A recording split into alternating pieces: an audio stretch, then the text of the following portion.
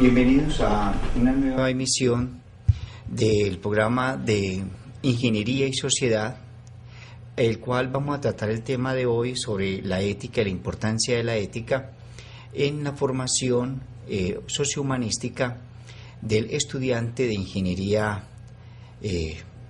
Para el día de hoy tenemos como invitada a la doctora María Teresa Lopera Chávez, quien es docente de la Facultad de Ciencias Económicas y actualmente se desempeña como una de las docentes más conocedoras del tema del problema de la ética y de la ciencia de la economía. La doctora María Teresa Lopera Chávez ha escrito un libro que es ampliamente conocido dentro de la universidad y en nuestro medio académico acerca de la justicia distributiva, legitimidad o consenso. Ella conoce muy bien a las obras de John Rawls, Amartya Sen, y se ha preocupado mucho por el problema de la ética. Por eso, para el grupo de investigación de Ingeniería y Sociedad, es un orgullo, es un gran placer poder contar con ella el día de hoy y escuchar sus aportes hacia la formación del ingeniero, donde el ingeniero podrá descubrir un gran mundo a partir de la reflexión de la doctora María Teresa Lopera. Bienvenida, doctora María Teresa. Muchas gracias, profesor Muñoz. Creo que la presentación debía precisarse un poco al decir que a pesar de que uno dedique muchos años al tema de la ética, nunca podrá decirse un experto. Entonces, sí. Quisiera pues como empezar hablando más desde esa experiencia que se ha construido desde una docencia sostenida por muchos años del curso de ética para economía, para el programa de economía, que presenta una cercanía, por decirlo de alguna manera, con el tema de la ética y la ingeniería. La pregunta pues es si es pertinente, si tiene sentido, cómo podremos interesar, ¿no es cierto?, a nuestro estudiante en el tema de la ética. Entonces, desde ese punto de vista creo que puedo ayudar. Bueno, y respecto a lo segundo, pues yo creo que cuando uno habla, de alguna manera va mirando, pues se va, digamos, apegando a ciertos puntos de vista. Yo conozco su amor por Amartya Sen. Sin embargo, yo diría que para mí el autor de cabecera es John Rawls, para mí personalmente. De modo que hago esa precisión porque en general, pues, aunque Amartya Sen dice y se acerca muchísimo más pues al mundo contemporáneo, yo sigo pensando que una muy buena teoría de la justicia nos puede ayudar muchísimo a la forma de razonar el problema. Entonces, hechas esas dos aclaraciones, ahora sí. Bueno, gracias, doctora María Teresa.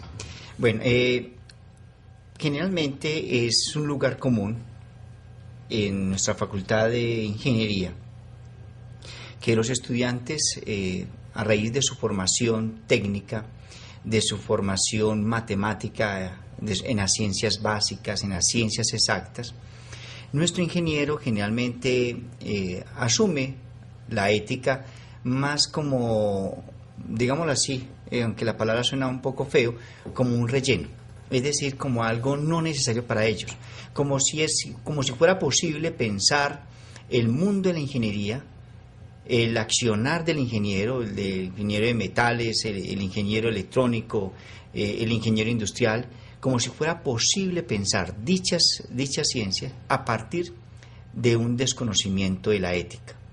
Entonces, lo que uno se plantea, o la pregunta que le quiero formular, doctora María Teresa, es que la ingeniería debe tener una pertinencia hacia el mundo de lo social, debe tener una pertinencia hacia el mundo actual y debe tratar de construir un futuro a partir de su saber específico.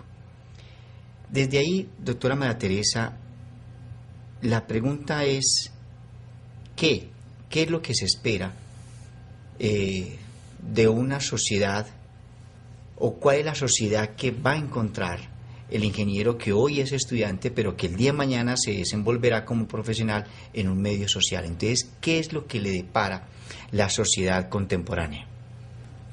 Bueno, ahí más difícil todavía la respuesta. A ver, yo quiero como, de pronto el rodeo es un poco largo, pero para que entendamos la respuesta. Voy a colocar a proponer un ejemplo de nuestra historia. Nuestra universidad, por ejemplo, empezó a preocuparse de la ética hacia finales de los años 80. La ciudad y la universidad vivían unos episodios terriblemente difíciles, todo el mundo estaba perplejo, confundido, adolorido por la impotencia de no saber o de no proponer en una sociedad que se estaba haciendo tanto daño, proponer respuestas alternativas.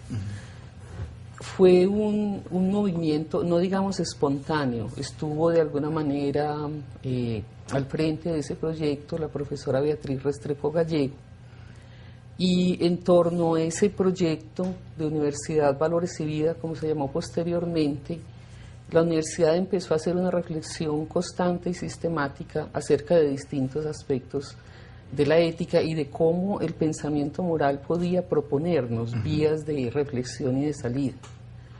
La universidad en ello ganó, creo yo que ganó un espacio importantísimo, y prácticamente las generaciones siguientes, estudiantes de todas las áreas, fueron partícipes de esta gran idea. Yo diría que fueron tocados, por decirlo de alguna manera, con esta oportunidad excepcional que brindó la universidad.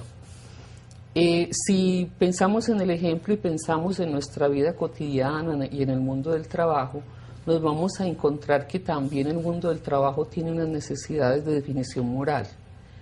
Sin embargo, lo imperativo que ellas sean depende también del momento histórico. Me explico.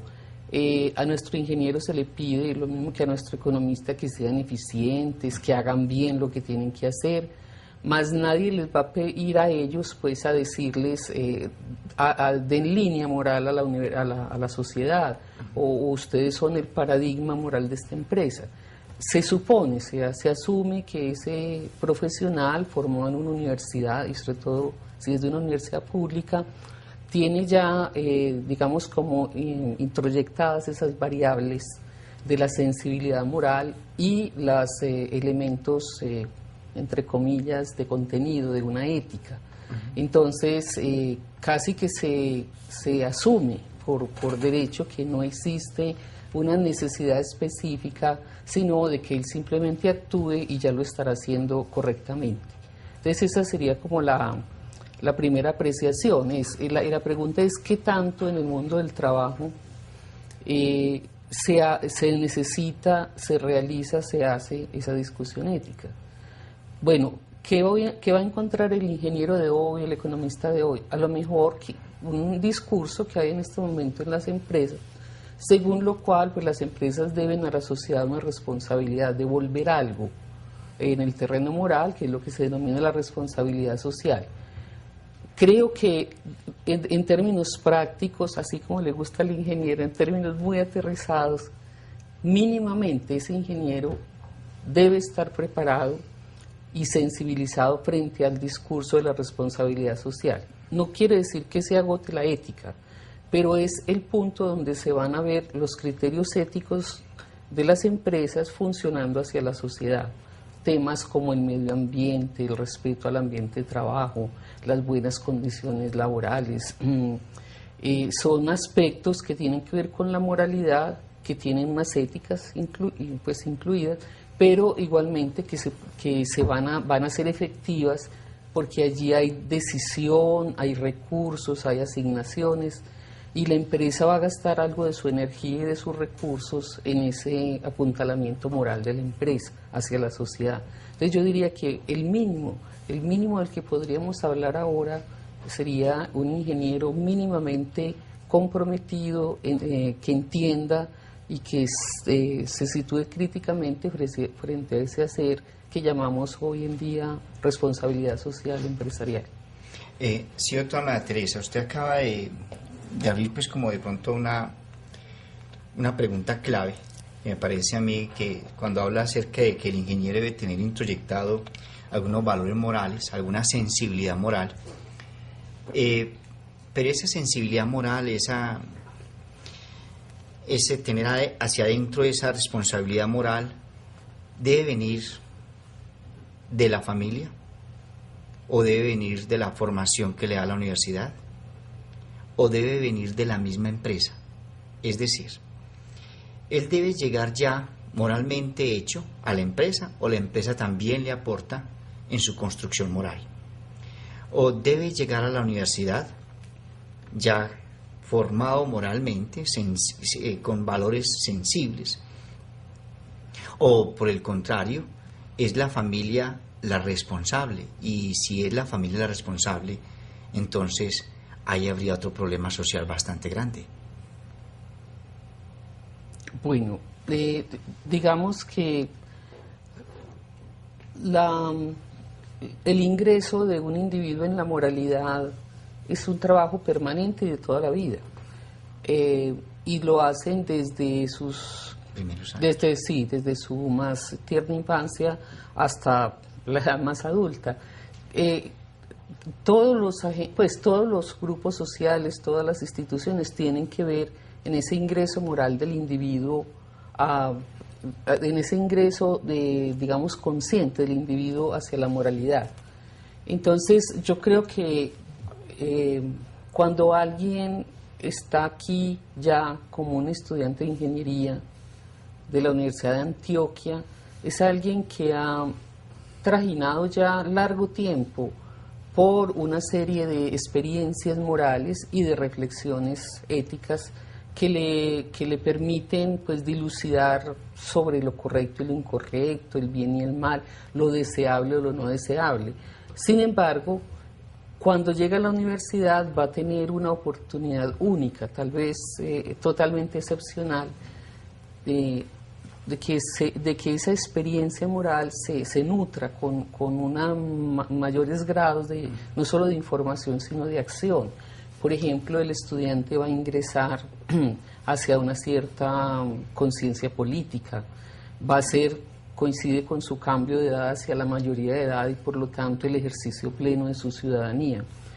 También va a ser un individuo que va a fijar sus valores familiares, de pareja, va a resolver su vida afectiva. Generalmente decimos, es decir, casi que todo lo importante de la vida de un individuo pasa por la universidad como con un lente de aumento, es decir, se hace más intenso, y por ello la acción del universitario es muy importante. Se hace más general.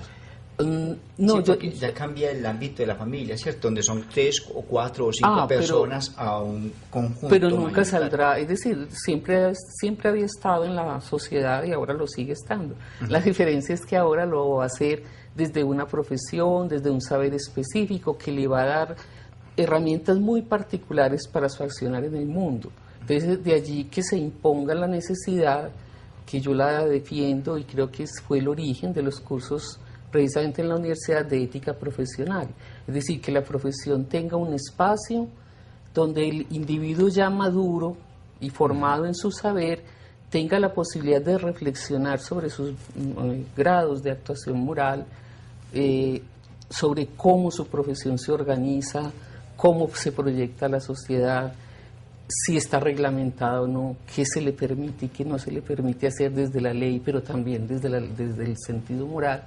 Y de allí pues yo pienso y defiendo que aquello fue algo que se añadió a la universidad en forma obligatoria desde la ley 80 del 80, la existencia de los cursos de ética profesional de todas las disciplinas de las universidades.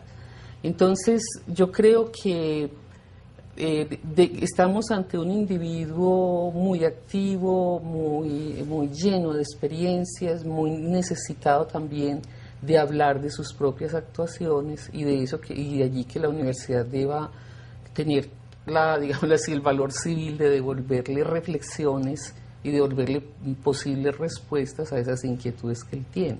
Entonces yo lo veo más es como un periodo de hacer más intensivo esa formación moral, precisamente por el porque el individuo lo está atravesando así, es decir, son momentos muy importantes de la vida, el paso hacia el ser adulto, hacia el ser profesional, hacia el ser ciudadano, y es desde allí que entonces el discurso moral va a tener mucho sentido.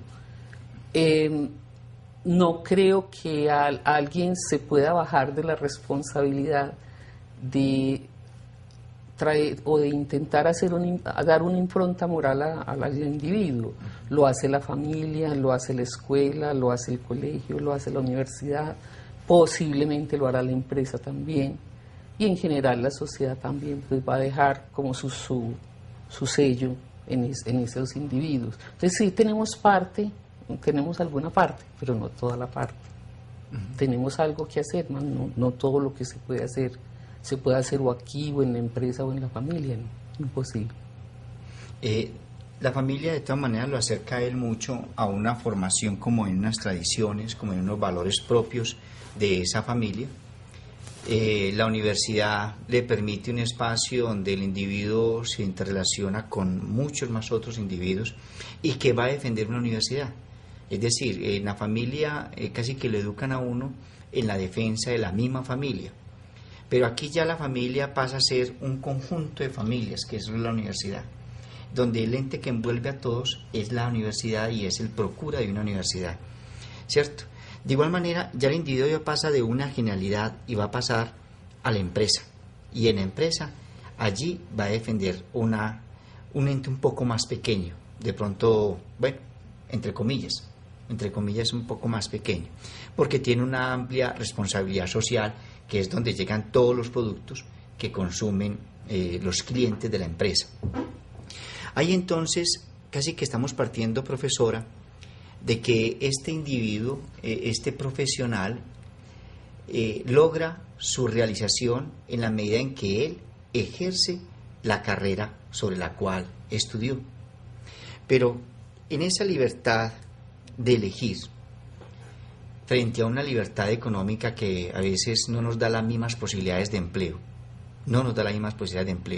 y que de una u otra manera hay una responsabilidad moral sobre el trabajo. Pero cuando el individuo no puede justamente trabajar en lo que él quiso o en lo que fue su objeto de formación o lo que fueron sus sueños, sino que las mismas necesidades, la misma economía, por su falta de oportunidades, por su falta de mayor, ¿cierto?, de promociones, de pronto puedo yo elegir una carrera que es altamente demandada y mi formación laboral o la parte laboral me es mucho más difícil.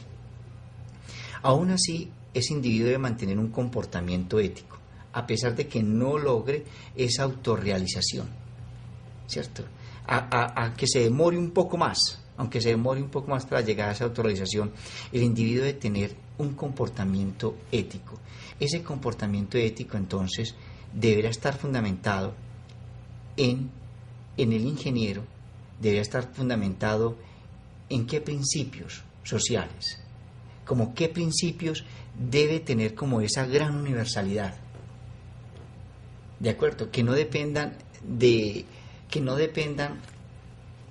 que me siento bien con lo que hago o no me siento bien, sino que debe tener un principio fundamental, y es en lo social. ¿Cuáles serían los principios sociales fundamentales, aún a pesar de que yo no logre mi plena autorrealización profesionalmente? Bueno, a ver, yo diría que no hay... solamente me quiero referir exclusivamente a la ética profesional.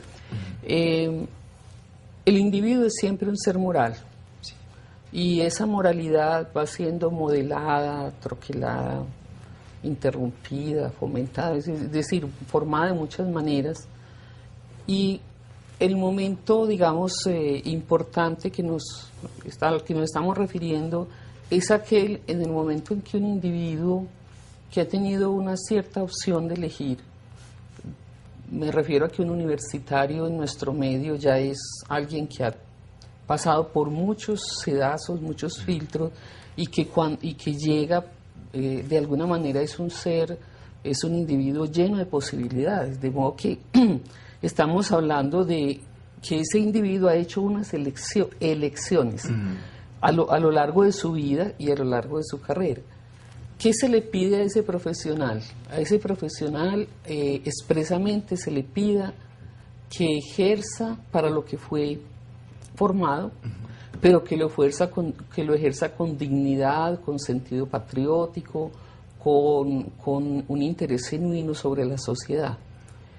Nunca se nos explica muy claramente qué significa eso, porque de alguna manera esas metas morales y también políticas pueden tener muchas maneras de entenderse.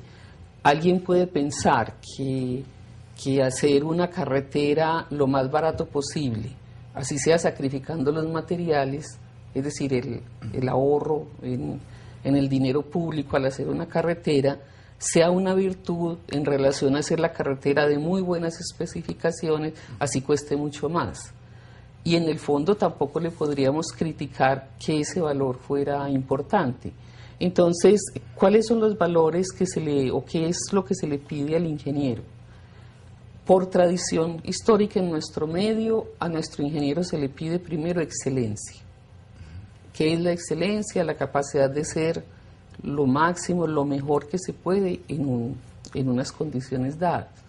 Entonces, a nuestro ingeniero se les dice, primero, que todos sean excelentes. Si se le pega que además sea excelente ser humano, muy bueno. Pero en principio, la exigencia no es sobre la persona como ser humano, sino sobre la persona como profesional. Se le pide honradez. Pero dígame una cosa, profesor, ¿quién sabe para quién trabajar y ser honrado hoy? Acabo de escribir un artículo que se llama La justicia distributiva del bandido, y uno puede mostrar que también los bandidos distribuyen justamente. Entonces la pregunta es, si tenemos problema con eso, o nos debemos rebelar contra esa distribución porque es mala vida. Mal a vida. Entonces, este es el problema muy importante en la ética, que es el conflicto de valores. Las sociedades no le apuntan todas a los mismos valores, los individuos no le apuntan todos a los mismos valores, y excepto que exista una fuerza dictatorial o algo supremamente restrictivo para el individuo, sería imposible que todos pensáramos igual en esa materia. Entonces nuestra sociedad en ese sentido es liberal, nos dice, dese su propio fin, dese una buena causa y una buena manera de llegar a ella. No nos puede anticipar o predisponer hacia cuál es la forma específica de llegar allí.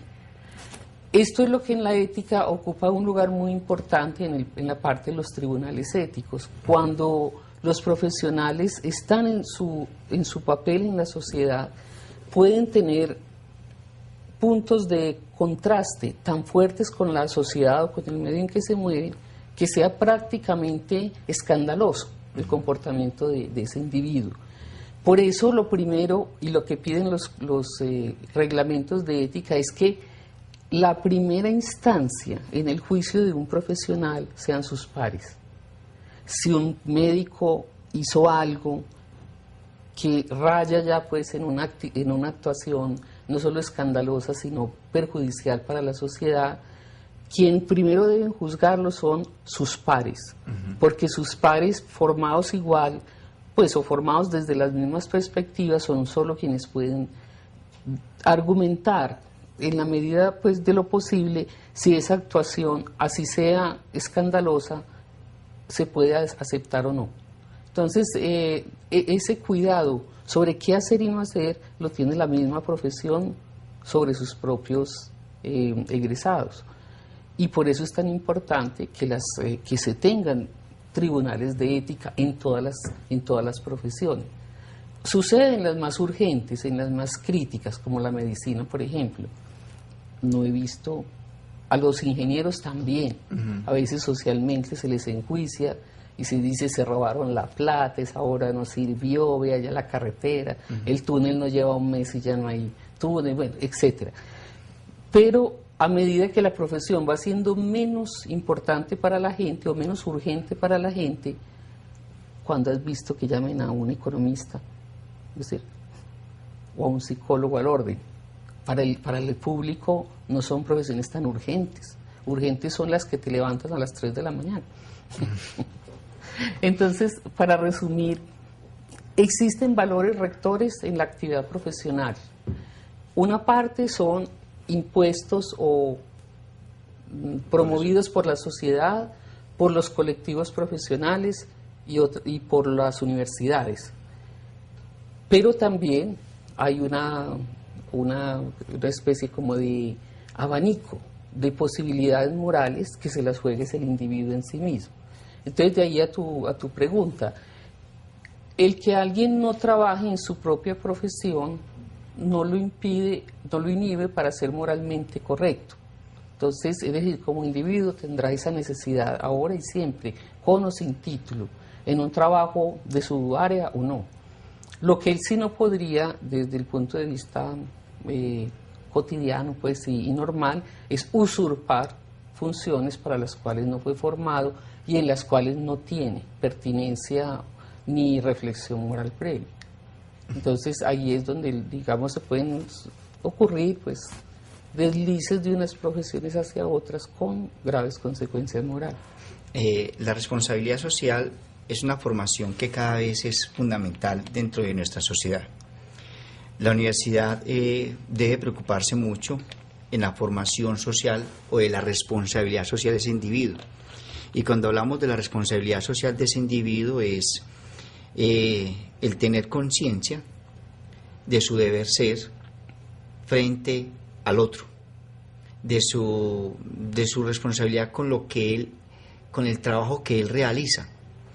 Entonces, no hace mucho, se presentó un caso muy sonado con la empresa Fisher Price de Amatel, que produce unos muñecos para niños, y es una de las empresas que, digámoslo así, está clasificada dentro del mercado como una empresa seria, como una empresa responsable que fabrica o manufactura productos para bebés, ¿cierto? Más sin embargo, muchas veces la parte de, digámoslo así, la ingeniería química puede llegar a producir una pintura con alto contenido en plomo, y esa pintura puede ser causante de daños irreversibles a la sociedad. O simplemente cuando, por ejemplo, empresas como Pintuco manufactura una pintura que puede ser causante de daños a los usuarios o los habitantes de esa casa después de que es pintada, ¿cierto? Es decir, hay productos que se están fabricando sin esa responsabilidad social. Y es allí donde hay un papel fundamental de la universidad. Y la universidad enseña al químico, enseña al físico, enseña al ingeniero, le enseña lo específico de su saber, pero no puede dejar de lado la formación en la responsabilidad social.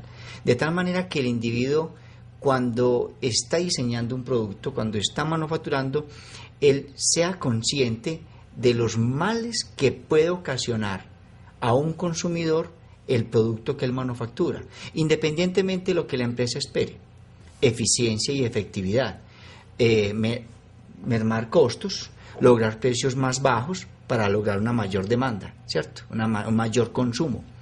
Independientemente de ello, el ingeniero, nuestro profesional, debe ser formado en esa responsabilidad de tal manera que él pueda no apuntarse, es decir, como no prestarse para la manufactura de esos productos, o buscar otras alternativas. Es decir, yo puedo producir un producto más favorable, pero sin atentar con la vida de otros. Entonces, esa responsabilidad social de pronto surge inclusive de un imperativo kantiano, y que inclusive hasta en pasajes bíblicos, me parece que Kant lo cita de allí, que dice: no hagas a otro el mal que no quieres que te hagan a ti. Es decir, es como yo pensar, bueno, ¿y si fuera mi hijo? Bueno, ¿y si fuera mi familia la que va a vivir en esa casa y se va a ver perjudicada? Entonces, esa misma responsabilidad social lo asumo yo desde desde lo que me puede ocurrir a mí mismo, y trato de entender o trato de simpatizar, como diría Anne Smith, con lo que puede ocurrirle a otras personas. Creo, doctora, que ahí es donde puede estar como esa gran fuerza de la formación del ingeniero, en la responsabilidad social. Y ahí es donde no puede volverse un relleno las materias como la ética, las materias como la economía, en la parte ambiental, por ejemplo, una reducción de emisiones de gases, por decir algo. Entonces creo que ahí hay un papel fundamental de nuestras facultades, hay un papel fundamental de nuestra formación de ingenieros. Creo que ahí está, no sé, ¿o qué cree usted que debe tener como esa formación del ingeniero para llevarlo a ser más responsable socialmente, o la misma universidad para todos sus profesionales, independientemente que sean o no sean ingenieros? A ver, yo dentro de la mirada de la ética, pues sí, hay como dos grandes, mejor dicho, nos toca torear dos grandes perspectivas. Una, la que solemos llamar el utilitarismo, según la cual debemos hacer aquello que le dé el mayor bienestar o felicidad al mayor número de personas. Es tan obvia esa posición, como tan absolutamente casi natural, que uno diría que casi todo lo hacemos en función de esa máxima de acción, es decir, haga lo que le dé a usted y a los otros mayor felicidad. Sin embargo, en la ética hay otro que uno llamaría el camino tortuoso para ir al cielo, que es la visión de Kant, en la cual nos propone nuevamente una teoría. Vuelvo al punto, es un referente, una forma de pensar el problema moral que es supremamente interesante, pero muy difícil de practicar. Es más, dentro del tema de la ética se le critica pues mucho a Kant por no proponer fórmulas más tangibles para el individuo corriente, pues cuando le toca tomar decisiones morales. Y entonces esa es lo que mencionaba sobre el tema de no hagas a otro lo que no quieres que te hagan a ti. Y esa, digamos, cuando esa forma de actuación la tenemos al frente, muy posiblemente nuestras acciones van a ser distintas que las que sigan la otra máxima. Entonces, yo creo que no podríamos nosotros decidir por el universitario, decirle, vea, siempre siga esta máxima de acción, porque le estaríamos privando de pues lo estaríamos metiendo en un gran problema. Muy posiblemente el problema del niño que se envenena con la pintura y el juguete es posterior al problema del niño que no tiene que comer porque yo no trabaje. Entonces, yo creo que la universidad no es la encargada de decidir por el individuo moral cuál es la actuación que debe tomar. El papel de la universidad y de otros colectivos importantes, entre ellos las asociaciones profesionales, de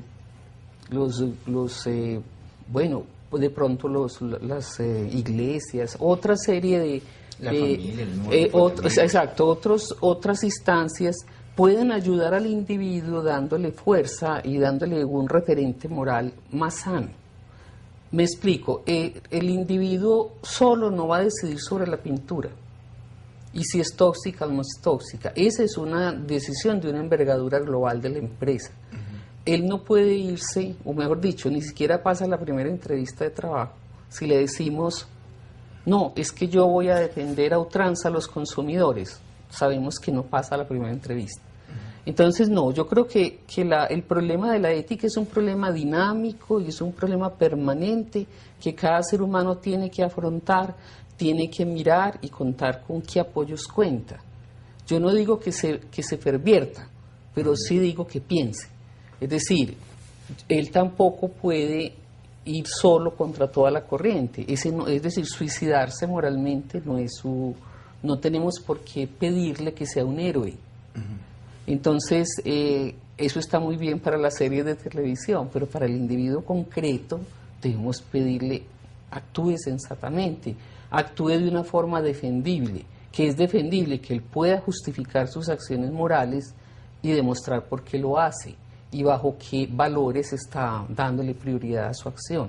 Entonces, esa es una, digámoslo así, por eso a la hora el tema ético se ha vuelto sensible en las empresas. Digamos que este profesional de hoy, este ingeniero de hoy, tiene sobre los ingenieros de hace unos años esa ventaja, que él puede, dentro de la empresa, dentro de su profesión, ejerciendo un cargo dentro de una estructura empresarial, tiene la posibilidad de dirimir moralmente un mejor punto de vista. Es decir, de discutir dentro de la empresa con los otros ingenieros, hasta dónde, de discutir con otra gente la mejor manera de ocupar la gente, de tener una buena salud ocupacional. Es decir, el ingeniero puede mejorar condiciones dentro de la empresa precisamente gracias a que la empresa puede estar sensibilizada en esos puntos por la responsabilidad social empresarial que va tanto hacia afuera como hacia adentro. Entonces, ese es el ingeniero que creo yo debemos estar formando, un ingeniero que sea capaz de pescarse en su ambiente de trabajo, dentro de su cotidianidad, dentro de sus puntos de vista instrumentales, que así es como fue formado, logre dirimir cuál puede ser un mejor horizonte moral para él individualmente y para los otros en la empresa. Entonces, sí hay que hacer trabajo concreto y las facultades de ingeniería sí se lo tienen que proponer. Pero el segundo tema es cómo le vendemos esa idea a nuestros estudiantes. Ellos están pensando en que van a salir a ganar plata rapidito y van a ser muy importantes y pare de contar. Entonces, también tenemos que fijarles ese otro deber ser moral, esa otra posibilidad de crecer moralmente y de que ejerzan la profesión en un sentido más enriquecido desde el punto de vista moral.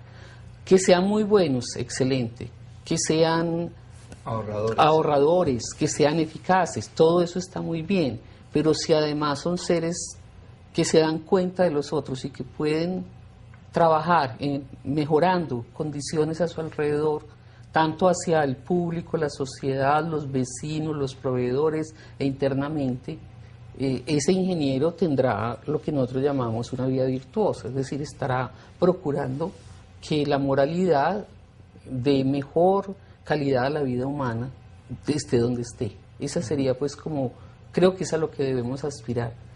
Y todo lo demás es discusión, es decir, tenemos que discutir sobre cuáles valores nos vamos a regir.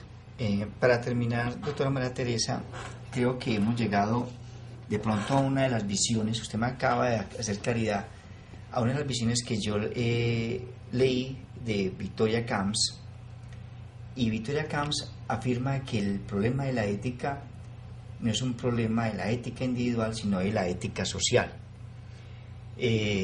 Usted lo dice muy claramente, lo dijo muy claramente, cuando el individuo de una vez antepone ciertos criterios morales individuales, pues difícilmente va a poder pasar a un empleo, ¿cierto? Sino que la ética o el cambio de la responsabilidad social tiene que partir de la misma sociedad y de sus mismas organizaciones. Es el individuo quien finalmente la ejerce, pero es el conjunto de individuos que definen como o permean lo que es los valores de la sociedad. Y ahí es donde uno trata como de entender. Las empresas dicen, por ejemplo, nuestros valores son responsabilidad, honestidad, prontitud, ¿cierto? Y esos son valores que son éticos.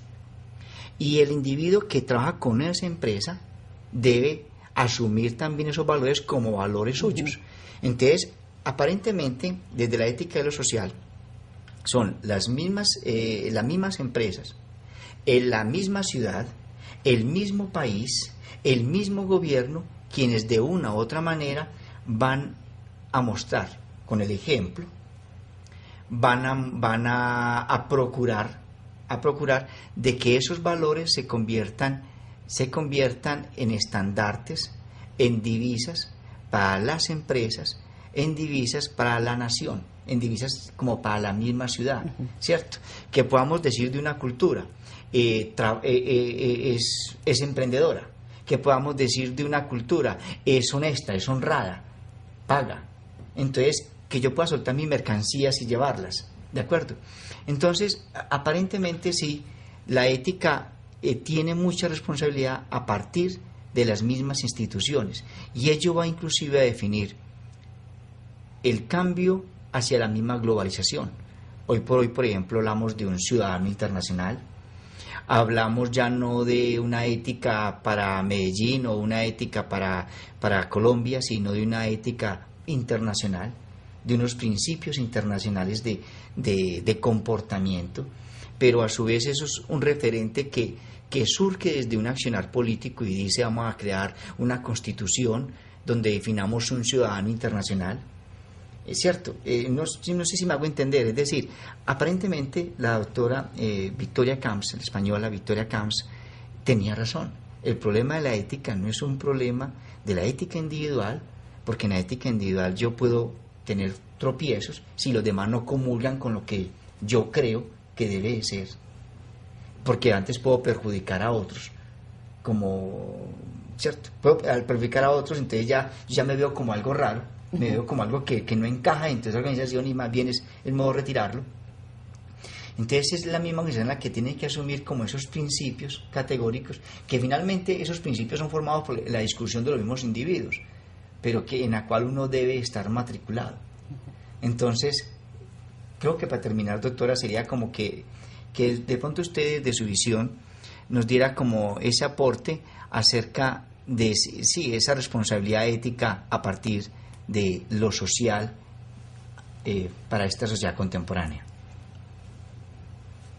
Bueno, yo inicié la primera pregunta contando una historia particular, ¿no?, importante de nuestra universidad, cuando asumió la discusión ética de frente, de una manera abierta, convocando a toda la población. Y esa discusión ética fue muy importante porque nos mostró que sí teníamos capacidades para dirimir problemas muy, muy agudos de nuestra sociedad y de nuestra universidad, y que éramos capaces, a través de ese diálogo y esa confrontación de ideas, de proponer cosas importantes. Yo diría que nuestra ciudad, nuestro país, en este momento tiene como llamaríamoslo así, una fiebre ética, porque es que esta cantidad el hecho de que todos los días sea un nuevo escándalo y cada escándalo sepulte al otro, observen que es una hipersensibilidad a lo moral. Sí. Entonces, preguntaría uno, bueno, ¿y qué será mejor? ¿El tiempo en que la sociedad se adormece en su hacer y se niega todos los problemas éticos, o el tiempo en que empieza a sacar toda el agua sucia de casa y se da cuenta que es terrible, pero igualmente es un ejercicio ético? Entonces, lo que creo que es la invitación para todos, y especialmente para los ingenieros, es que también pongan al servicio de la discusión moral toda su lucidez, toda su formación.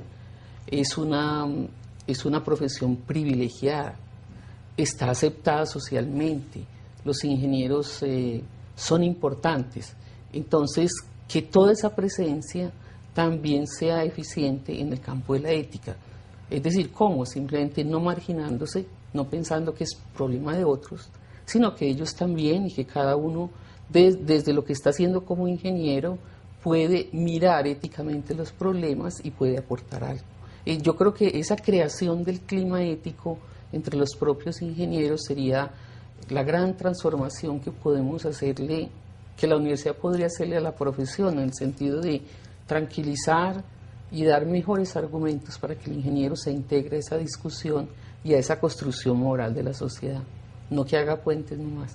Sí, te valdría la pena la creación como de un discurso ético desde la misma ingeniería, ¿no? Que los mismos ingenieros sean capaces de hacer como esas discusiones. Capaces sí son, capaces sí son. Pero hacerlo desde el punto de vista ético, es decir, cuál debe ser esa ética del ingeniero. Creo que eso sería un buen principio, como tratar de lograr formar estudiantes o aglutinar estudiantes que empiecen a hacer discusión en ello, bien sea a través de una página web o en fin. Bueno, doctora María Teresa, le agradecemos de parte del Grupo de Investigación de Ingeniería y Sociedad por su discusión, por sus aportes a la formación de nuestro ingeniero. De verdad, mil gracias. Bueno, gracias a ti.